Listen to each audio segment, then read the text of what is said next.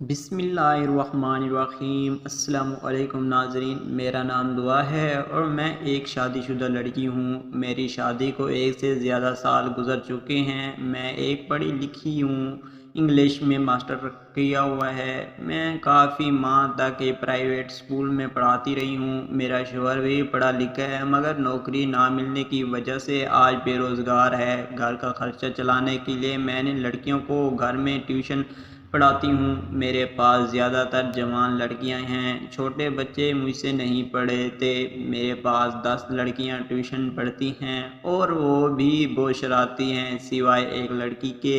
وہ بہت سادی اور معصوم تھی، 3-4 گلیاں چھوڑ کر پڑھنے آتی تھی، آتے ہوئے اپنے والدین کے ساتھ آ جاتی تھی، گھر جاتے ہوئے اکیلی جاتی تھی۔ اس دن جب اس کی والدہ اسے گھر چھوڑنے آئی تو کہنے لگی، بیٹا جب اقرا کو چھٹی ہوئی تو اسے اپنے شوہر کے ساتھ گھر بھیج دیا کرو، شام کے وقت اندھیرا ہوتا ہے، اسی لیے مجھے اس کی فکر رہتی ہے۔ وہ آنٹی مجھ سے درخواست کرنے لگی، اچھا آنٹی آپ بے فکر ہو جائیں، اقرا کو جب چھٹی ہوگی تو میرے شوہر اسے گھر چھوڑ آئیں گے۔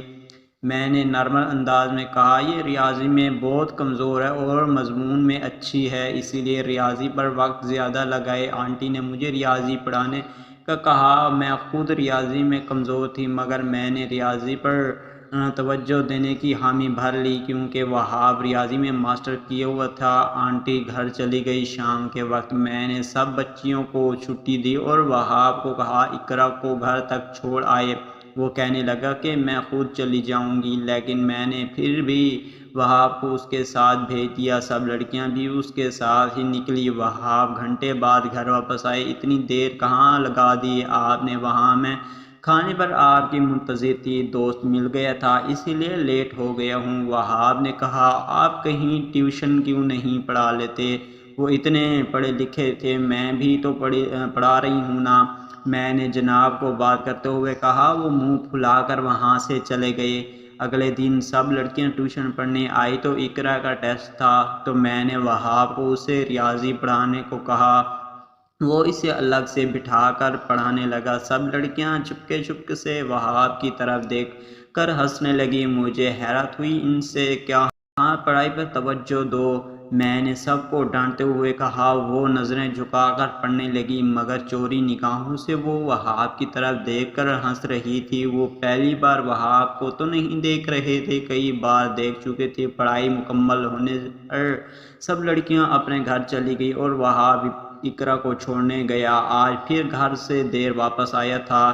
آپ اتنی دیر کہاں لگا دیتے ہیں؟ ایک دوست کا گھر راستے میں ہے، دوستوں کے ساتھ بیٹھ جاتا ہوں۔ یار تم تو دن بھر مجھے گھر سے باہر نہیں جانے دیتی، اسی لیے سوچا اقرا کو چھوڑنے کے بہانے خود بھی دوستوں کے ساتھ وقت گزاروں۔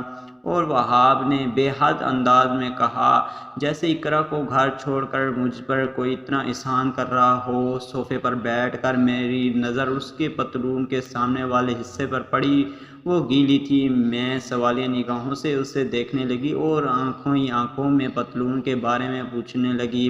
دوست کے ساتھ چائے پی رہا تھا جب غلطی سے چائے گر گئی اور مجبوراً مجھے اسے پانی کے ساتھ دھونا پڑا۔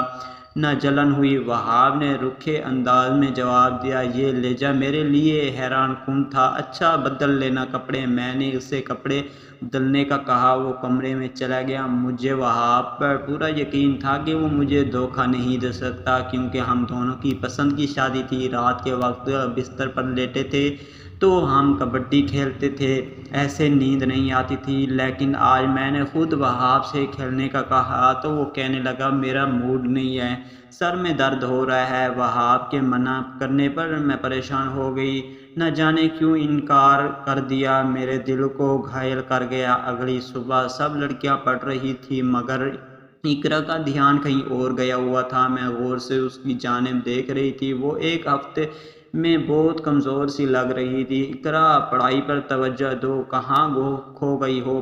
میری بلند آواز پر وہ سائم گئی اور نظریں کتاب پر جما لی۔ کمرے میں لائٹ جل رہی تھی۔ وہاب وہاں باہر آ کر پڑھنے لگے۔ ان کے ہاتھ میں روحانی ناول تھا۔ اقرا کے علاوہ سب لڑکیوں کی توجہ وہاب کی طرف تھی۔ ان کا ہر دن وہاب کو دیکھنا مجھے اچھا نہیں لگتا تھا، پتہ نہیں وہاب کی جانب دیکھ کر ہنس کیوں رہی تھی۔ میں نے دل میں سوچا وہاب جا کر سبزی لے لے۔ رات میں بتانے کے لیے میں نے اسے وہاب سے جانے کو کہا، مگر وہ ناول میں اتنا کھو گیا تھا کہ میری آواز نہ سن سکا۔ میں اٹھی اور وہاب کے ہاتھ سے کتاب چھین لی اور سخت لہجے میں بولی، ابھی اور اسی وقت گھر سے نکل جاؤ۔ وہاب میری آواز سے ڈر گیا اور گھر سے باہر نکل گئے۔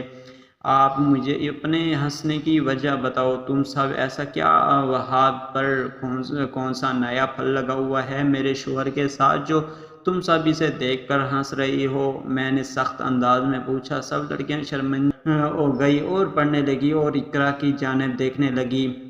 وہ لائن سے نظریں چرانے لگی۔ سب لڑکیوں نے اپنے پڑھائی پر مکمل کر لی، اسی لیے میں نے سب کو چھٹی دے دی، سوائے اقرا کے ٹیسٹ کی تیاری ابھی ادھوری تھی۔ وہ بہت سست تھی پڑھائی میں، میں اپنے گھر میں اکیلی تھی۔ یہ لڑکیاں وہاب کی طرف دیکھ کر کیوں ہنستی ہیں؟ اگر تم جانتی ہو، میں نے ایک طرف سے پوچھا۔ اس دن جب وہ ہمیں گھر چھوڑ کر جا رہے تھے تب ان کی پتلون ایک بچے نے نیچے کر دی تھی، اسی وجہ سے لڑکیاں انہیں دیکھ کر ہنس رہی تھی۔ مجھے کچھ لمحوں کے لیے غصہ بھی آیا اور ہنسی بھی آئی۔ بات کر رہی تھی جب اقرا اٹھ کر واش روم چلی گئی۔ اسی کے الٹی کرنے کے انداز سے مجھے ایسا لگا جیسے وہ والی الٹی کر رہی ہے، مگر وہ تو کماری تھی، اسی وہ والی کیسے الٹی آ سکتی ہے؟ میں یہ سوچ رہی تھی کہ اقرا نے واش روم میں وقت لگا دیا تو مجھے فکر ہونے لگی۔ میں نے اسے باہر آنے کو کہا، وہ باہر آئی۔ مجھے سچ بتانا کہ تم کیوں الٹیاں کر رہی ہو؟ اگر تم نے مجھے سچ نہ بتایا تو میں تمہاری امی کو بلا لوں گی، میں نے اسے دھمکاتے ہوئے کہا۔ وہ رو پڑی اور بولی، نہیں پلیز ایسا مت کریں، مجھے سے غلطی ہو گئی ہے، میں ایک لڑکے سے محبت کرتی ہوں، اس نے مجھے دھوکے دے کر میرے ساتھ کچھ کر دیا ہے اور پھر مجھے چھوڑ کر بھاگ گیا ہے، میں اب ماں بننے والی ہوں اور یہ بات وہاب سر جانتے ہیں۔ وہاب کا ذکر سن کر میں نے سوچا کہ اس نے مجھے اس بارے میں کوئی بات نہیں کی، اس بارے میں کیسے جانتا ہے؟